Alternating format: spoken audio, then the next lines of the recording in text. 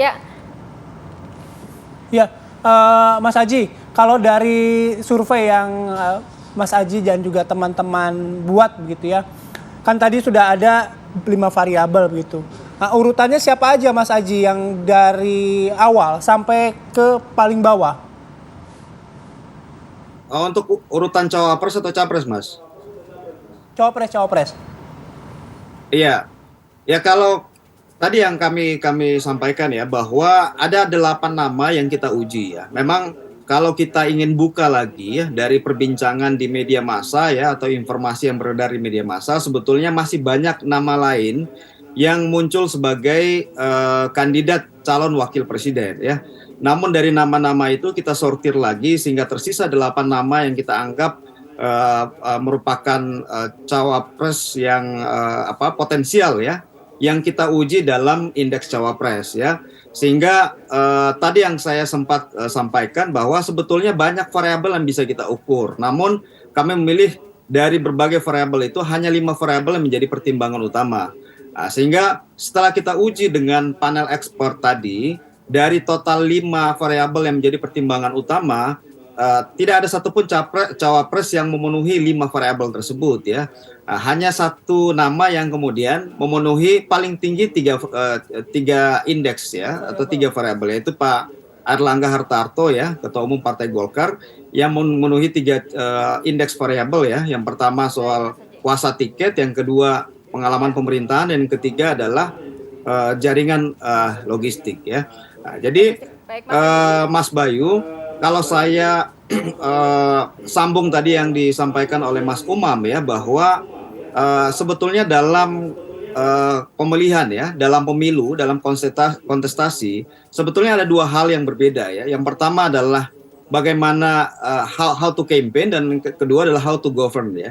Jadi 2 hal yang berbeda ini biasanya akan menjadi pertimbangan dalam memilih capres dan cawapres, terutama untuk sisi cawapres ya. Jadi untuk cawapres sebetulnya bukan hanya faktor kampanyenya yang akan menjadi pertimbangan, tapi bagaimana nanti setelah pemilu dan menang misalnya ya, bagaimana kemudian mengelola pemerintahan. Sehingga kadang capres membutuhkan sosok cawapres yang mampu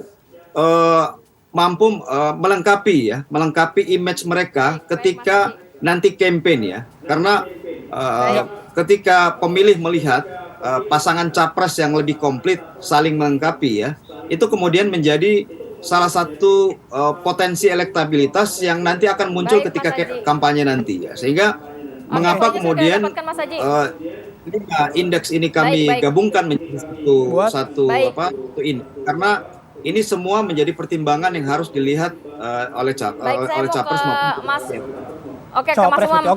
Mas Umam tadi dikatakan ada faktor untuk memang tidak hanya kampanye saja, tapi bagaimana nanti setelah terpilih mengelola pemerintahan. Nah, dari nama-nama cawapres yang ada selain Airlangga Hartarto kan juga ada Caimin, tadi ada Sandiaga Uno, Kofifa dan lain sebagainya. Anda melihatnya bagaimana? Iya, kalau misal konteks pasca kemenangan itu biasanya menjadi variabel yang ideal.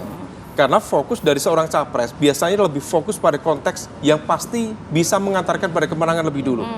Nah, oleh karena itu kemudian dalam konteks simulasi penentuan capres itu seringkali kemudian ditentukan oleh faktor-faktor yang tidak mempertimbangkan bagaimana kemudian selanjutnya.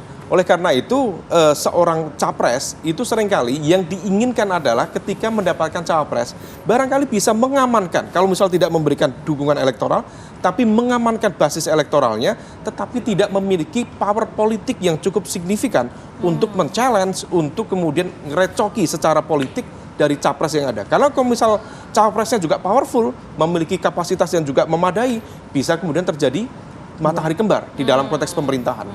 Maka bisa dipahami ketika kemudian Pak SBY akhirnya memilih Pak Budiono, ketika Pak Jokowi kemudian memilih Pak Kiai Ma'ruf Amin.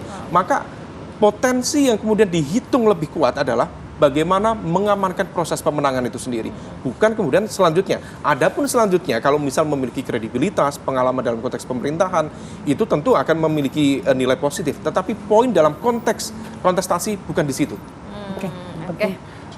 Ini menjadi hitung-hitungan juga ya buat capres-capres nanti untuk siapa mengincar cawapresnya, karena sekali lagi pilpres adalah soal kemenangan gitu ya Mas ya. Terima kasih banyak Mas Umam, kemudian juga Mas Aji sudah bergabung bersama kami. Sehat selalu. Assalamualaikum.